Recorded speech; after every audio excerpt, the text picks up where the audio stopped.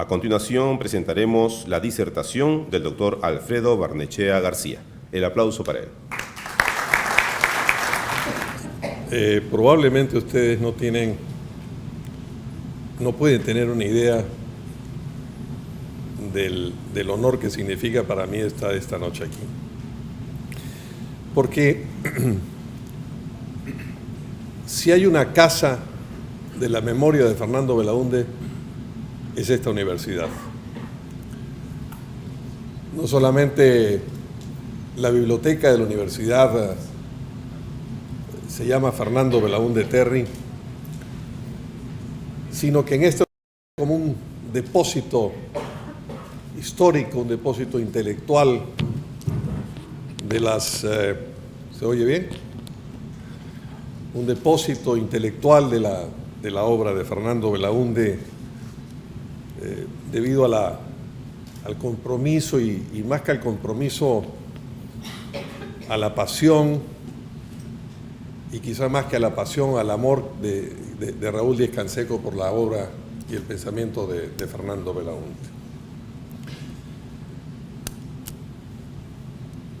No sabemos de dónde viene el nombre.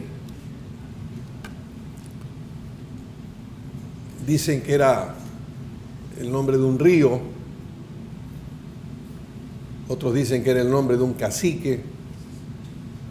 No conocemos realmente el origen de la palabra. No era una palabra quechua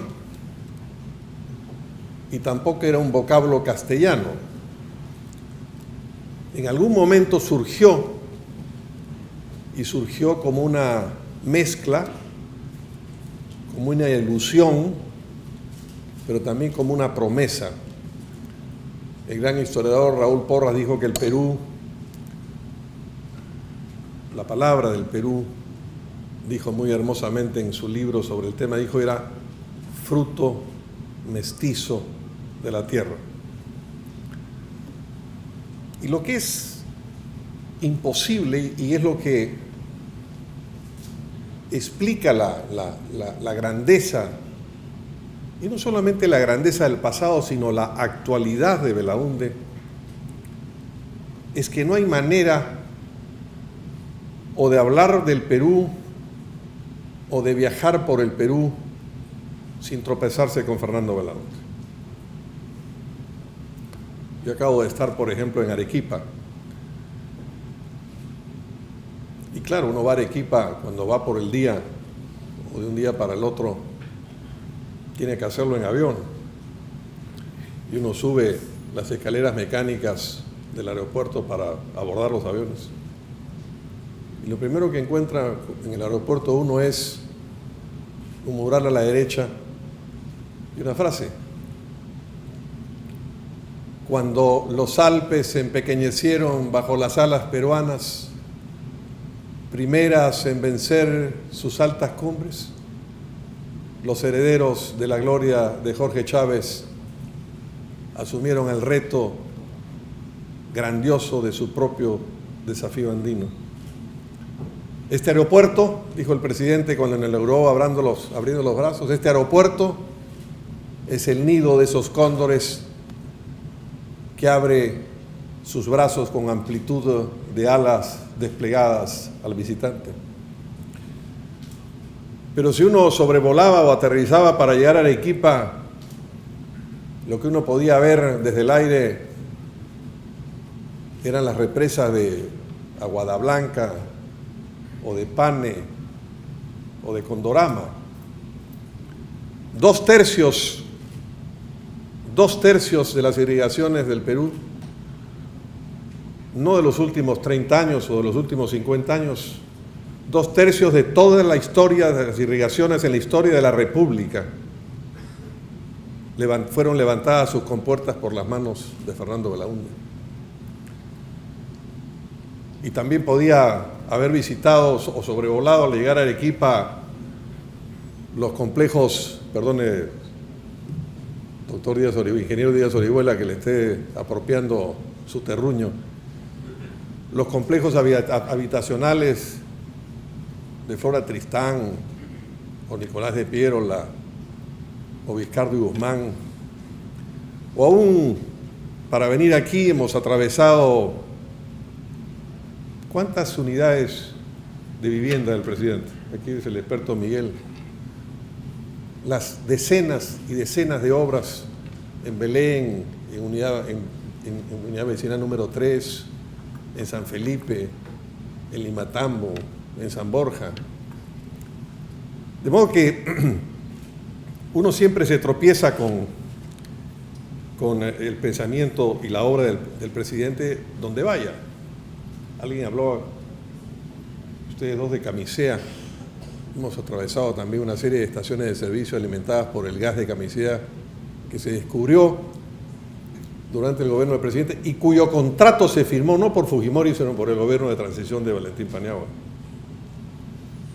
Entonces, la obra de Belaúnde está tan mezclada con el Perú, porque él era un apasionado de la geografía y de la historia. Se ha dicho que los grandes presidentes franceses, el gran presidente de Francia, Charles de Gaulle, escribió en sus memorias que él pensaba en Francia como la princesa de los cuentos de hadas y que tenía una relación de amor con esa princesa. Y eso es un poco lo que le pasaba al presidente Belaúnde. Se decía también de estos presidentes franceses que no eran sino hexagonales, no hablaban sino del hexágono francés, no leían sino literatura francesa y no hablaban sino de autores franceses. Raúl fue más que yo, pero yo tuve la suerte en los últimos 30 años de ver al presidente casi todas las semanas.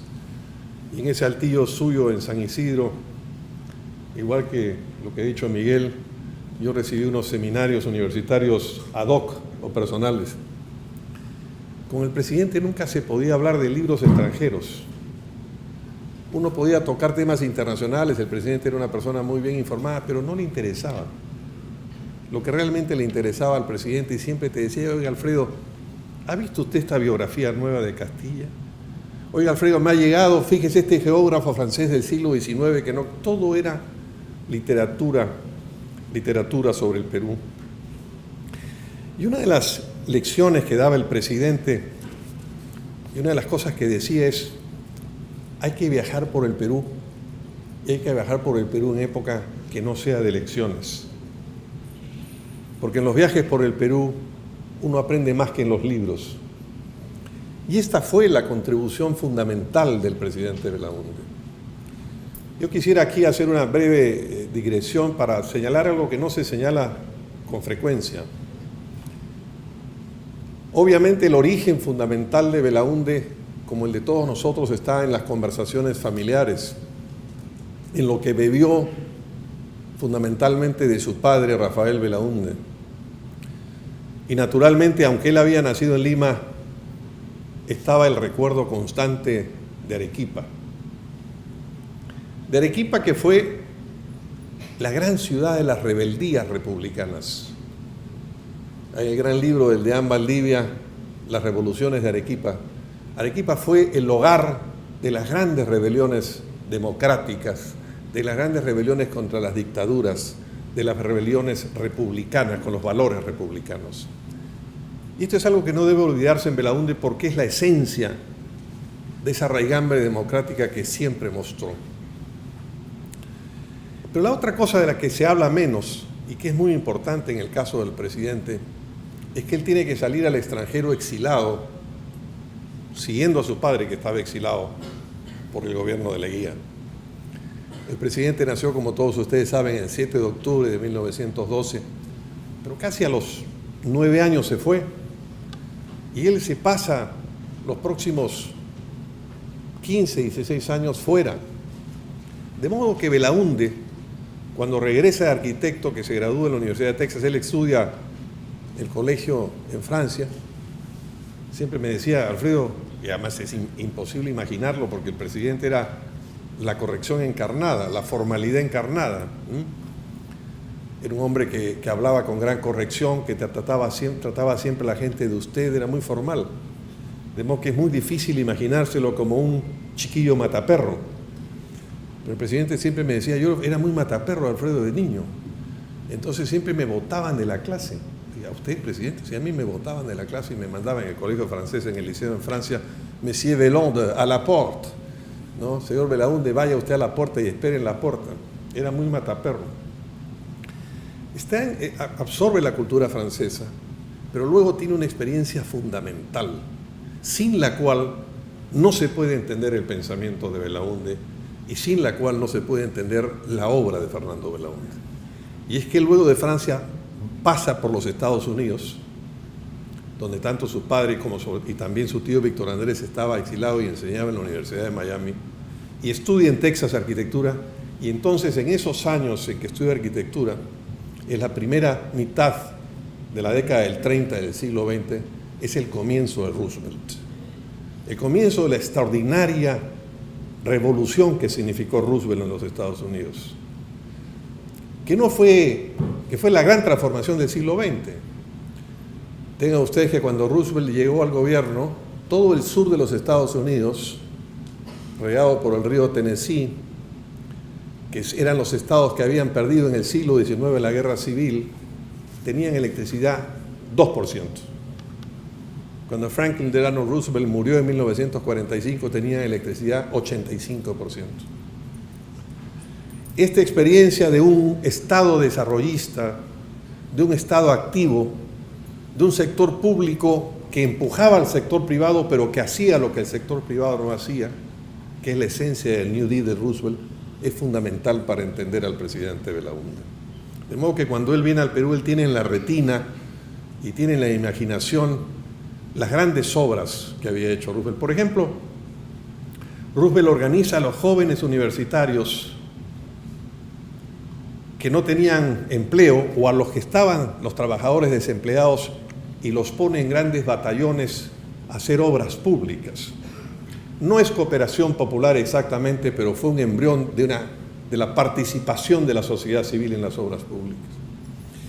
Y este exilio del presidente Belaúnde le permite algo fundamental, y es no estar mezclado en la guerra civil sorda del APRA, del anti-APRA, de la Unión Revolucionaria, de Sánchez Cerro, sino que Belaúnde viene inspirado en Roosevelt, con ojos frescos y con cabezas frescas, para pensar el Perú sin anteojeras, sin limitaciones, sin sectarismos, para ser el gran partido del centro. El gran partido que, por ser el gran partido del cambio, el partido del centro, puede convocar a todas las salas de la sociedad peruana. Y comienza a viajar. Siempre me decía, hay que viajar, como ya lo dije, cuando no hay elecciones, porque el Perú enseña. Y en esos viajes, como ustedes saben ya bien, y no voy a repetirlo mucho, sino en vez de sintetizarlo, él encuentra en el territorio del Perú ciertas lecciones fundamentales.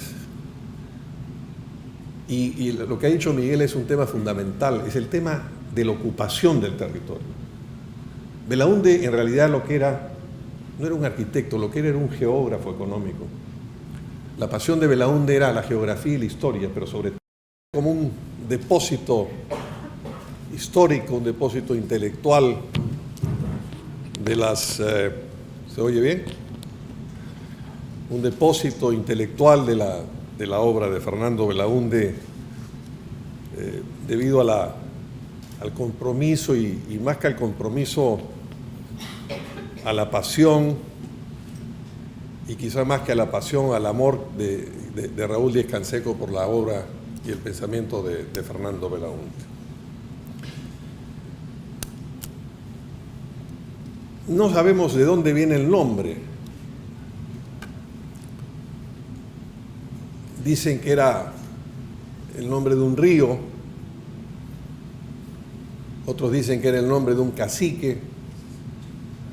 No conocemos realmente el origen de la palabra. No era una palabra quechua y tampoco era un vocablo castellano.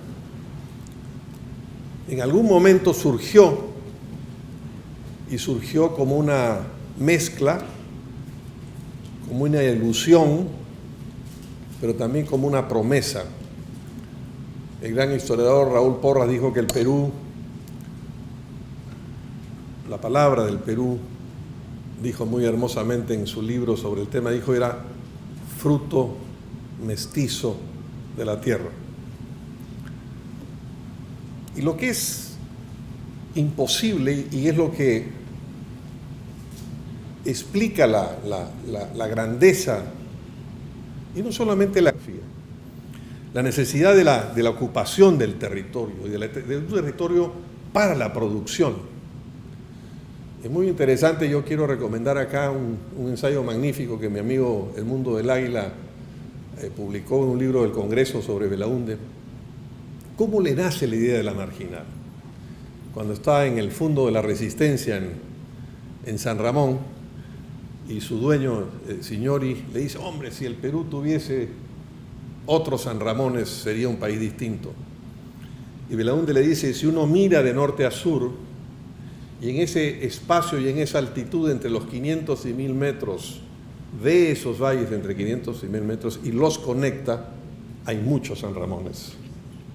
Y de esa idea es de donde nace la idea de la marginal de la selva. Entonces la idea de la ocupación del territorio. El territorio, y esta es una cosa fundamental, el Perú es un país difícil. Un escritor chileno, Benjamín Subercaseaux, dijo que publicó un libro que se llama Chile o una loca geografía.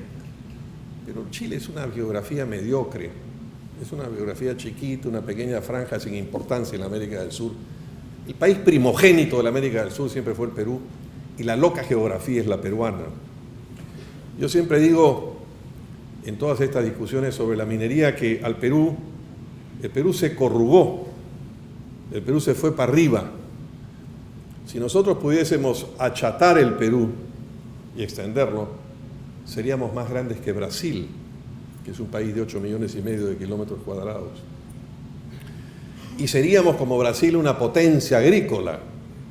Pero no nos tocó ese destino geográfico, sino que el Perú se arrugó y se fue para arriba, y nuestra riqueza no está como el del Brasil en un gran planalto de agroexportación, sino está en una riqueza mineralizada en la cornisa de los Andes. Y es una loca geografía.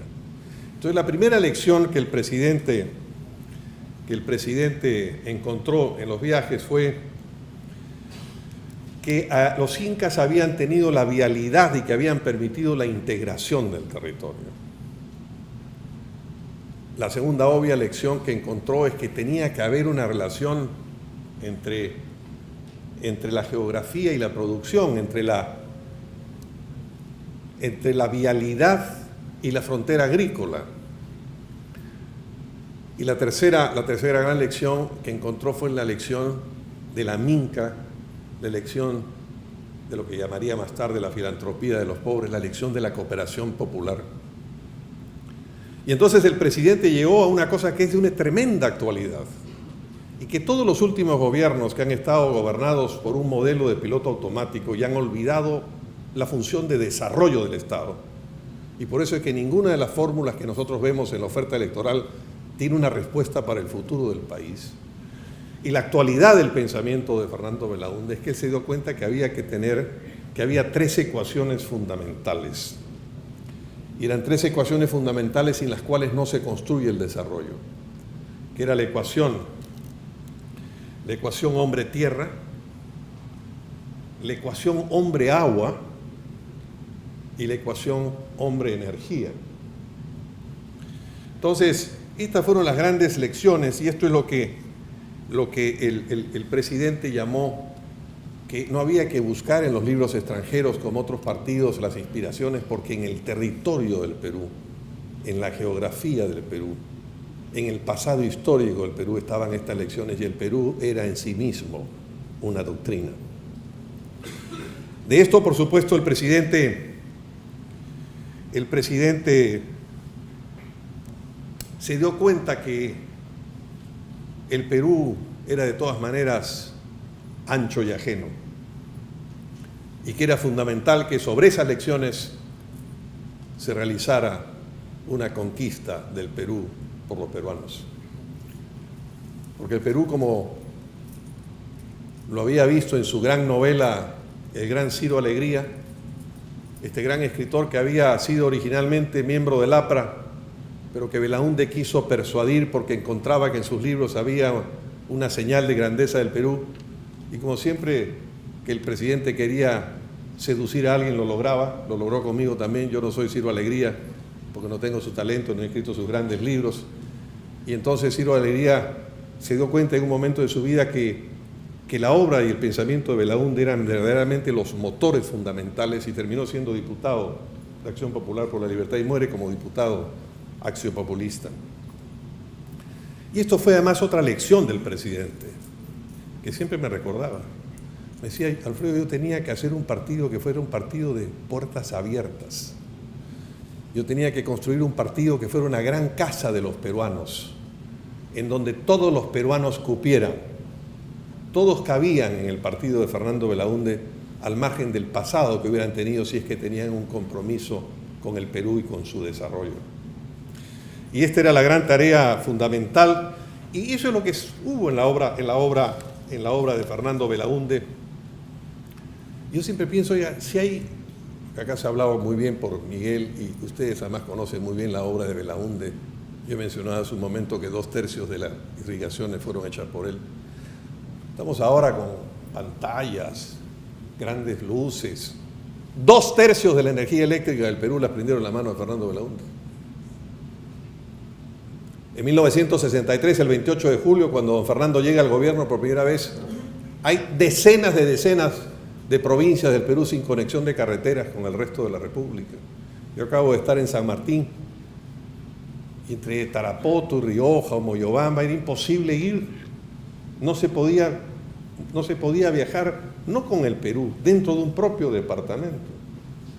Entonces el presidente hizo todas estas cosas, inventó la idea de la vivienda social. Hoy ya se habla de techo propio, de mi vivienda, pero eso lo hizo Belaúnde cuando no existían los grandes fondos. Entonces yo siempre he pensado, ¿cuál es la letra? Siempre hay una letra que define a veces a la gente, ¿no?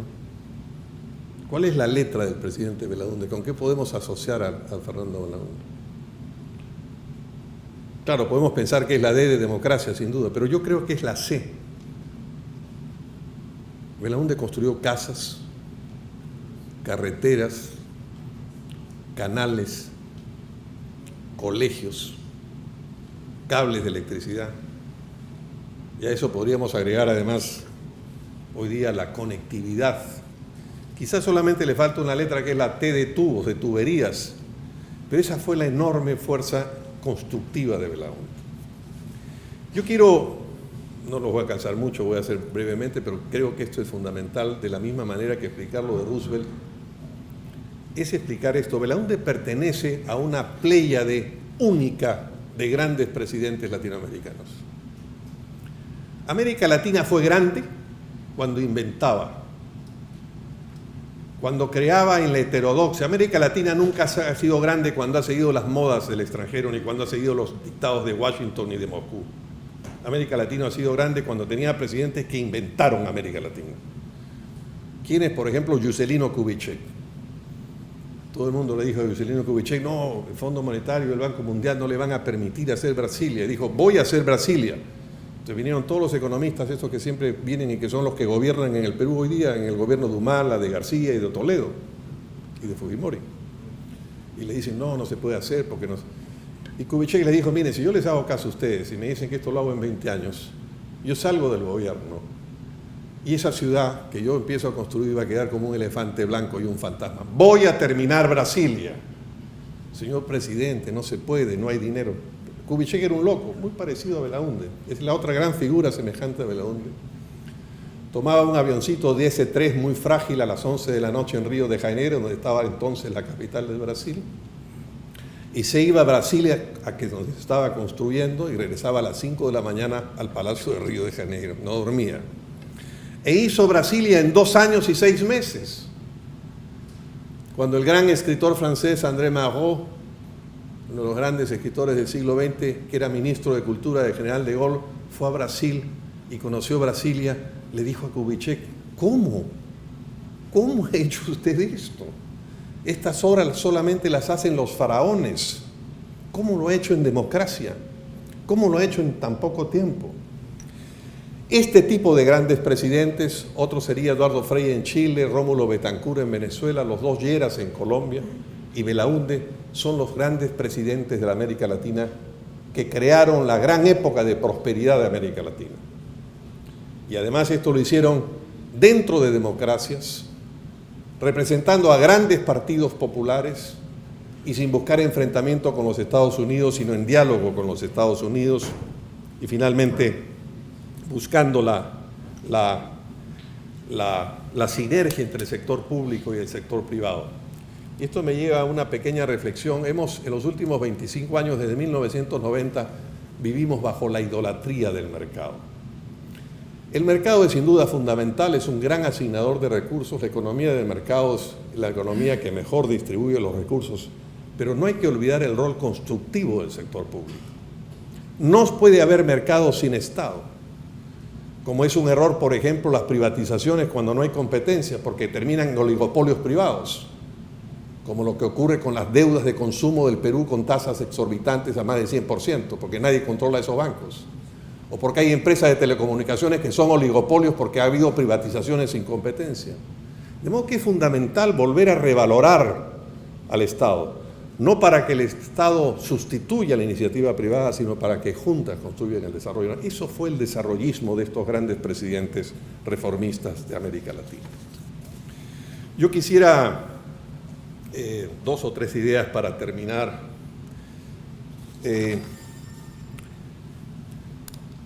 Que son estas, ¿no? Nosotros somos un país, y esta era otra lección de Belaúnde. Belaúnde era un creyente en el Perú, en la fuerza del Perú. Siempre me recordaba, yo lo acabo de citar sin mencionar el autor, pero Belaúnde siempre tenía un libro de cabecera sobre el Perú, que lo leía todo el tiempo. Fue uno de nuestros temas constantes de conversación. Probablemente el gran libro que se ha escrito sobre el Perú, que se llama Paisajes Peruanos, que escribió José de la Ribagüero. Es un libro precioso que hizo en 1912, se publicó después, pero lo hizo en un viaje de 1912, en que Ribagüero hace el viaje inverso de los conquistadores. No hace el viaje de los conquistadores de Jauja al Cusco, sino hace el viaje de Cusco al Jauja.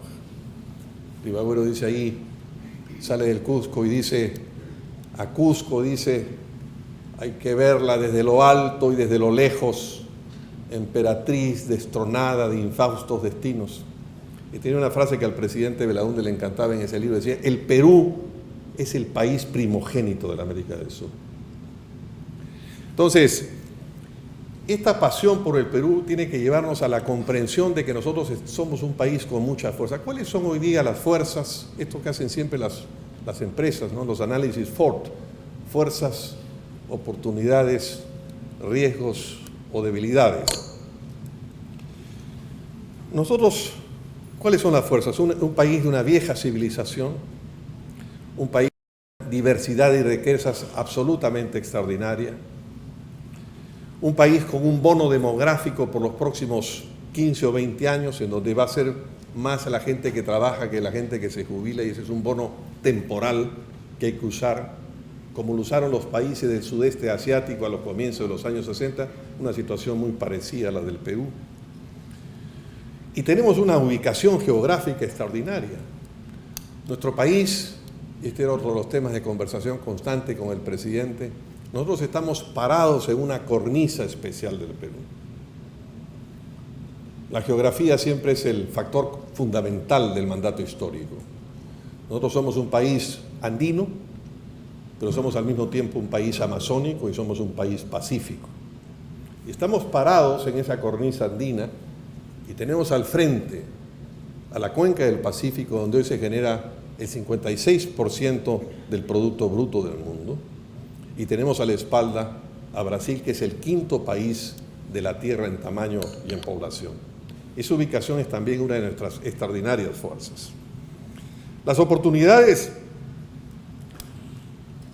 es que hemos cambiado los términos de intercambio que obsesionaban a Prebisch, y durante un largo tiempo es probable que haya un empuje que beneficie a los países productores de materias primas. Los riesgos es que esa atracción china que jaló la economía peruana y que ha sido el único factor fundamental del crecimiento del Perú. Los gobiernos anteriores no le han puesto valor agregado al Perú por más que lo pregonen.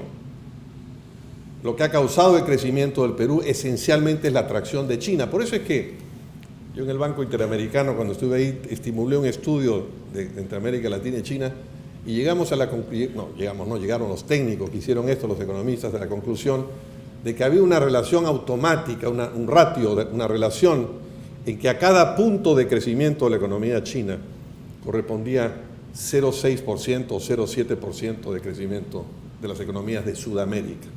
El caso de México y de América Central es un caso diferente, más pegados a la locomotora americana que a China. De modo que si China crecía 10%, nosotros crecíamos 6%. Y si China se cae a 7%, nosotros caemos a 4%. Y eso es lo que ha pasado. De modo que el valor agregado que le pusieron fue muy poco, a diferencia del gobierno de Belaúnde, que sin esa atracción exterior, en base a la inventiva del presidente, en base a la visión del Perú, en base a la colaboración del sector público y del sector privado, hizo gran parte de la conquista del Perú por los peruanos.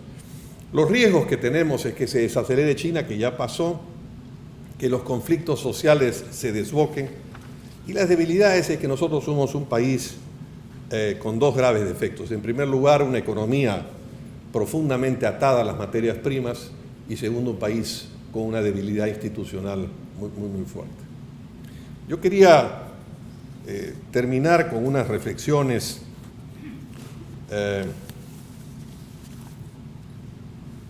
sobre ¿y cuál es el Belaúnde para el siglo XXI? Porque el belaundismo no es solamente una historia, el belaundismo es también una promesa de futuro. Jorge Basadre, el gran historiador, decía que el Perú era una terca apuesta por el sí y que la república era un sueño siempre inacabado. De modo que nosotros, esa conquista del Perú por los peruanos tiene hoy día una dimensión muy actual. Yo le he llamado la reconquista del Perú por los peruanos. Y lo que ha ocurrido es un cambio fundamental en la estructura de la civilización peruana. La civilización peruana se formó y se ha formado siempre como un diálogo inmemorial entre los Andes y la costa. Y lo que ha ocurrido en las últimas décadas es un cambio sísmico en el Perú. Es un desplazamiento de las poblaciones a la costa. Hacia el año 2030, probablemente 2/3 de la población del Perú vivirán en 8 ciudades costeras. Y los Andes quedarán como una cornisa metálica, produciendo divisas de los metales o produciendo agua y produciendo oxígeno. Y esa es la gran relación que tenemos que equilibrar. Si a uno le preguntan, oiga, dígame un problema del Perú, no 20, uno, y que usted quisiera resolver, el gran problema que tiene el Perú es que tiene un descalce, como se llamaría en términos financieros, en donde el agua está donde no está la gente y la gente y el producto están donde no están el agua. Pero esto no significa que no tengamos agua. Y por eso creo que es fundamental, yo he dicho que nosotros el futuro, la promesa belaundista del futuro, se podría expresar, así como se expresaba la obra de Belaúnde, la CES, en una tríada que es A más C más I. A de una gran revolución del agua, de un pacto nacional por el agua. Tengan ustedes en cuenta que Sudamérica tiene el 28% del agua dulce del mundo y apenas el 5% de la población. De modo que cuando viene una empresa minera y un Estado, ambos sectores incompetentes, y se pelean por una laguna en Conga o por un río en Tía María, y uno dice, oiga, al Perú no es que le falte agua, al Perú le sobra agua. Y tenemos hoy día los recursos financieros y los recursos tecnológicos en el Perú y en el mundo para inundar Cajamarca de agua, para inundar Tía María de agua. Lo que falta es la visión desarrollista de Fernando Belaúnde. Entonces el agua, la E es la E de energía y la E de educación, y la I es la industrialización, la infraestructura y la innovación. Porque el Perú ha vuelto, y con esto paso ya a esta propuesta de futuro y cierro con esto mi exposición, el Perú ha vuelto a lo que fueron los orígenes de la civilización. Cuando se ha descubierto Caral, se ha descubierto que los orígenes reales de la civilización peruana no estaban en el altiplano, sino estaban en el mar. Los estudios de las DNA, el 98% de las proteínas eran proteínas marinas de los habitantes de Caral, por ejemplo, una ciudad casi tan vieja como las ciudades sumerias de Ur y de Mesopotamia. Entonces hemos invertido la relación, y todo eso, ¿a qué nos lleva? Nos lleva otra vez a Fernando Belaúnde, nos lleva otra vez a la ocupación del territorio, nos lleva otra vez a la necesidad de políticas públicas, nos lleva otra vez a las políticas constructivas, a cómo hacemos las CES o cómo hacemos las A, LE e I. Yo quiero terminar diciendo que creo que esa política de Belaúnde para el futuro es inevitable que tenga que tener dos dimensiones, una dimensión de corto plazo y una dimensión de largo plazo.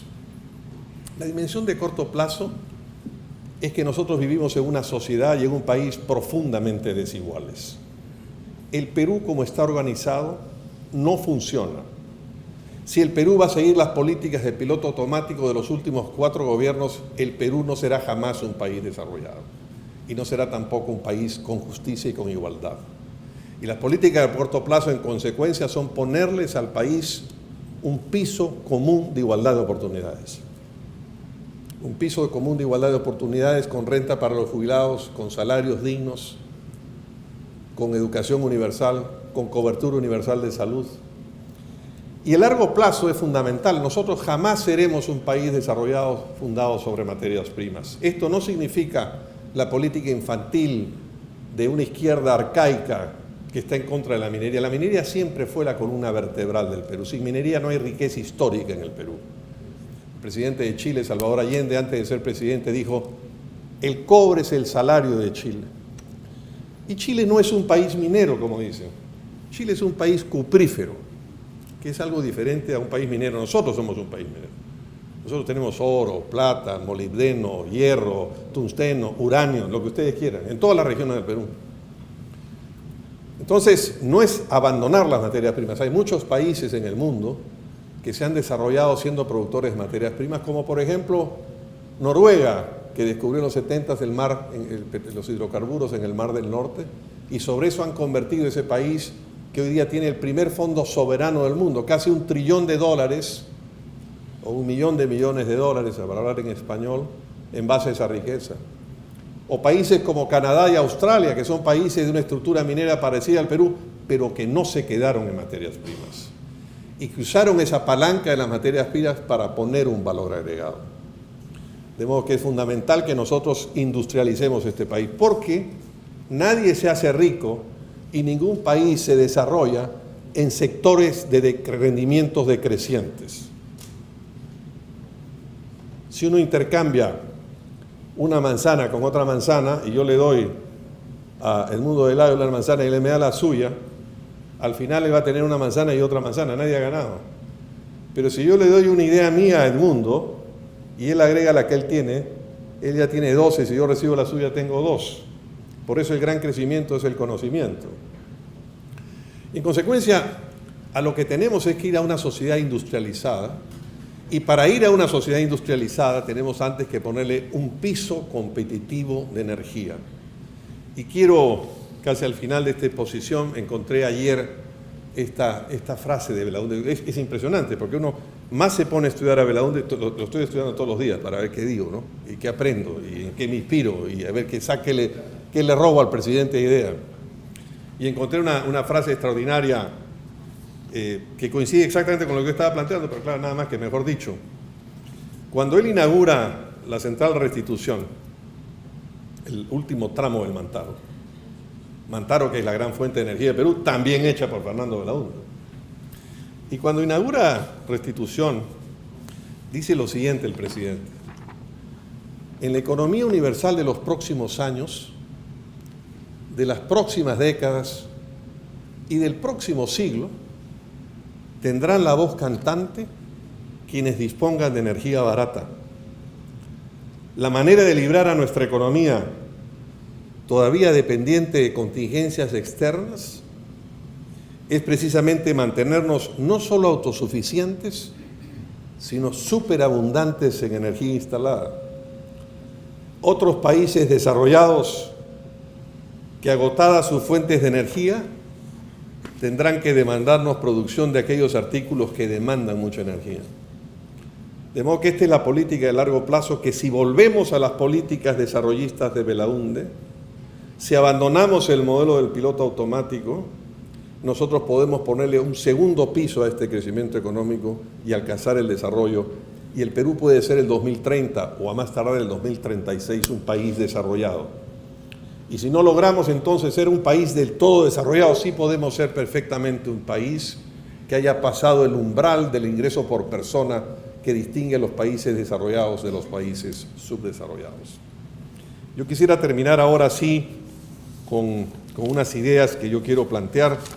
No sé si pueden ponerme, he hecho 2 o 3, uno de ellos además con la asesoría y autoría de mi tutor, el arquitecto Romero Sotelo.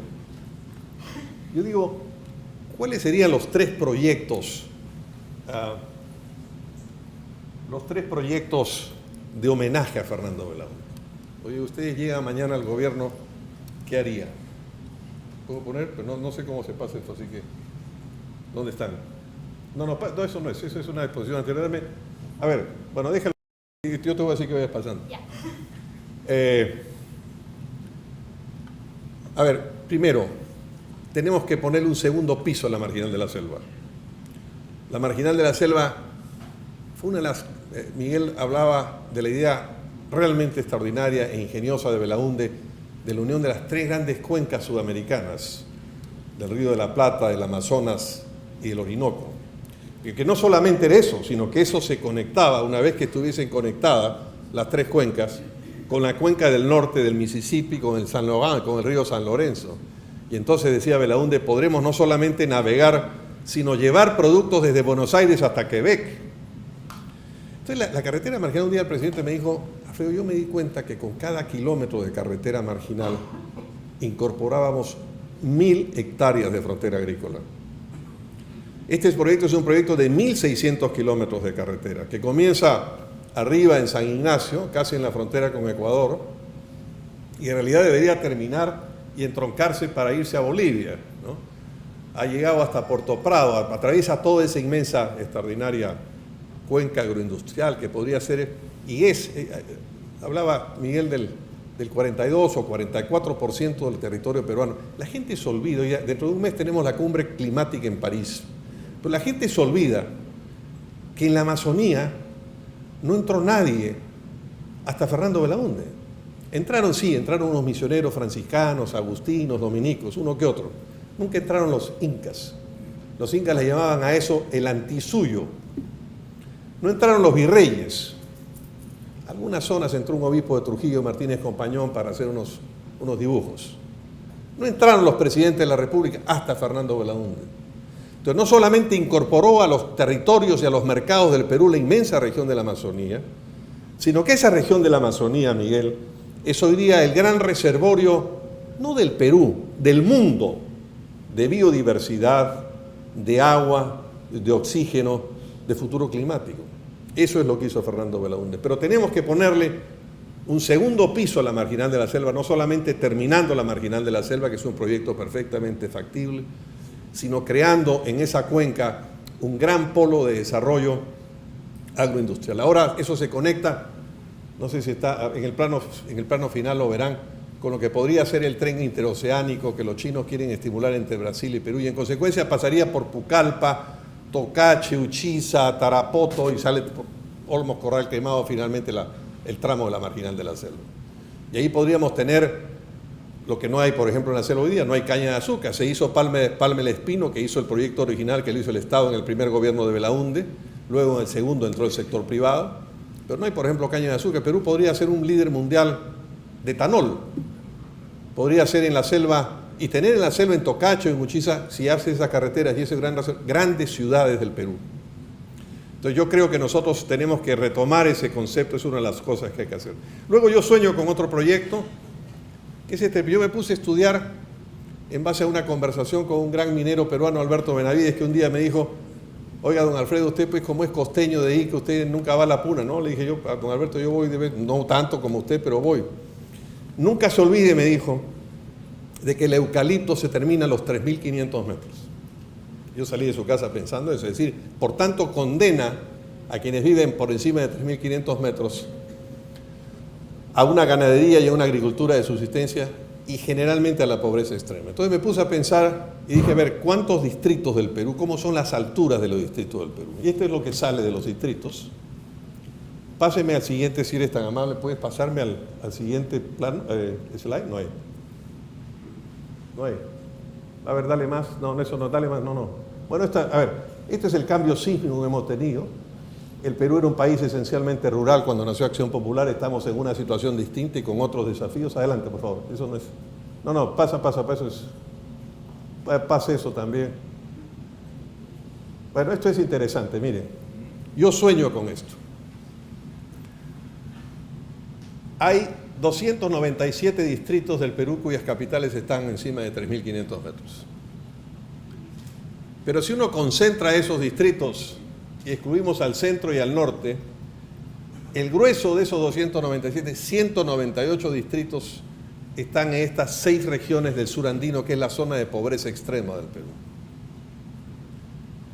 ¿Y por qué no hacemos nuevamente un gran esfuerzo de cooperación popular para esos 6 departamentos, para esos distritos que están además en un radio de pocos kilómetros cuadrados? Y entonces hacemos un esfuerzo para ponerles energía o fotovoltaica o eólica, hacemos un esfuerzo para transformar la genética de sus gramíneas, que hoy día producen muy poco, y les multiplicamos el Producto Bruto y cambiamos ese país. Y ese país donde hay 1 millón, casi 2 millones de personas que están en el núcleo de la pobreza extrema, en 5 años lo cambiamos. Esto sería otro ejemplo de cooperación popular para hacer. Y termino con una idea que me van a decir que estoy loco. El otro día estuve con el dueño de la principal inmobiliaria que me dijo: no, pues Alfredo, ya te has vuelto loco, hasta que le empecé a hacer los números y se dio cuenta que sí se podía hacer. Por favor, hay un plano que se ha hecho, que está al final. No está en esta presentación, está suelto este plano. Puedes... A ver, esto es. Este plano, si llegamos al gobierno, vamos a hacer 1 millón de viviendas. El otro día se lo dije al dueño de la principal inmobiliaria y me miró como si estuviese loco. No, pues me dijo, ahora 20 o 50.000. Vamos a hacer 1 millón de viviendas. 200.000 viviendas por año. Porque 1 millón de viviendas sociales, como las que quería hacer Belaúnde, de terreno de 100 metros cuadrados, con construcciones inicialmente de 40 o 45 metros, son 100 millones de metros. Como eso corresponde generalmente a la mitad de una urbanización, necesitamos 200 millones de metros. 200 millones de metros son 20.000 hectáreas. Solo la Superintendencia de Bienes Nacionales tiene 320.000 hectáreas que pueden disponerse de ellas. ¿Por qué los estados no lo han hecho? Porque eso no lo hace el mercado, eso no lo hacen los empresarios, eso no lo han hecho sino los políticos siempre. Pero los políticos que tengan la cabeza pensando en el Perú y pensando en el desarrollo. Y en consecuencia, si nosotros estas viviendas, que serían viviendas de unos 45.000 soles, incluyendo la habilitación urbana, que vamos a financiar a 30 años, con tasa de interés competitiva, va a permitir que esas cuotas por esas viviendas sean de 210 soles. Vamos a hacer 1 millón de viviendas, pero las vamos a organizar en 25 ciudades estratégicas en todas estas zonas. Y esta va a ser otra forma de ocupación del territorio. Ya sé que me he ido un poco de la disertación de la obra de Belaúnde, y he sido la única cosa medio semielectoral que he hecho, pero la razón por la que uno hace política, que es la enseñanza fundamental de Belaúnde, es para servir a los de abajo. Belaúnde era un hombre independiente del mundo de los ricos. Belaúnde no dependía de ellos, ni quiso nunca defender. Y Belaúnde es el ejemplo, y por eso salió del gobierno como entró, sin arrodillarse a recoger el oro que tenía a sus pies. Y lo que se necesita otra vez es un gobierno independiente de los grandes grupos de poder económico, pero con sentido del desarrollo, que sepa que hay que colaborar con la empresa privada, que es el gran factor generador de riqueza y de crecimiento, pero que también el sector público tiene un rol fundamental. Por ejemplo, los del tubo de camisea que hemos financiado todos los peruanos con la garantía de red principal y que nos están pagando por el gas muy poco, que no guarda ninguna proporción con los precios internacionales de los millones de BTUs del gas, no han sido capaces de ponerle gas a Ayacucho, que pasa muy pocos kilómetros del tubo. Ayacucho, que fue la ciudad de Sendero Luminoso, donde habría que haber hecho un esfuerzo especial para ponerle gas y ponerle combustibles líquidos baratos y ponerle energía competitiva a la ciudad. Pero eso no lo hacen los empresarios, eso lo hacen los políticos. Y en consecuencia lo que tenemos es que volver a esas políticas del presidente Belaúnde. Ya ahora sí termino, porque esencialmente es un poco el cuento de Chincheros, ¿no? Yo fui a Chincheros y el alcalde del pueblo ve un pequeño busto de Belaúnde. Le dije, oye, pero alcalde izquierdista además. Y entonces, oye, pero eso no merece el presidente este busto, hay que poner una gran, hay que hacer, Raúl, tú y yo, ¿por qué no vamos a darles una estatua grande del presidente para Chincheros? Y entonces me dijo, yo quería hacer eso, entonces mandé a un escultor y retiré el busto. ¿Y qué pasó? Se me vino todo el pueblo en contra. Le dije, caramba, entonces en este pueblo votan por Acción Popular. No, hace 30 años que no votan por Acción Popular, pero a Belaúnde no lo tocan. Y entonces, esta fue la gran fuerza de Belaúnde. Belaúnde decía en esa oración de Chincheros, la próxima semana Raúl nos va a hacer un regalo y una sorpresa, no puedo contarla porque les malogro la película. Pero el grande, cuando pasa el presidente por Chincheros y empieza a hacer las preguntas, después lo resume en su libro, en Pueblo por Pueblo, y dice, cuando observo de cierta altura un villorrio peruano, y uno pregunta y ve, dice, logra mirar la pequeña aldea y su pintoresco campanario, uno le pregunta al guía, ¿quién hizo la iglesia? Y el guía me responde, el pueblo lo hizo. Y cuando uno vuelve a inquirir e interroga, ¿quién hizo el colegio, la escuela? La respuesta vuelve a llegarme, el pueblo lo hizo. Y cuando uno se aleja de ese pueblo por los serpenteantes caminos andinos y vuelve la vista atrás y pregunto otra vez, ¿quién hizo el camino? La respuesta me vuelve a llegar y ya es como la estrofa de un himno triunfal y como el eco de historia de ayer y de hoy y sobre todo de la profecía de mañana, el pueblo lo hizo. Y a eso tenemos que volver, a esas políticas desarrollistas, y tenemos que volver al espíritu de 1956 y al espíritu de Fernando Belaúnde, porque lo que esencialmente hay que hacer es que hay que cumplir con el mandato que él dio el 28 de julio de 1963, servir a los más pobres para que los últimos sean los primeros.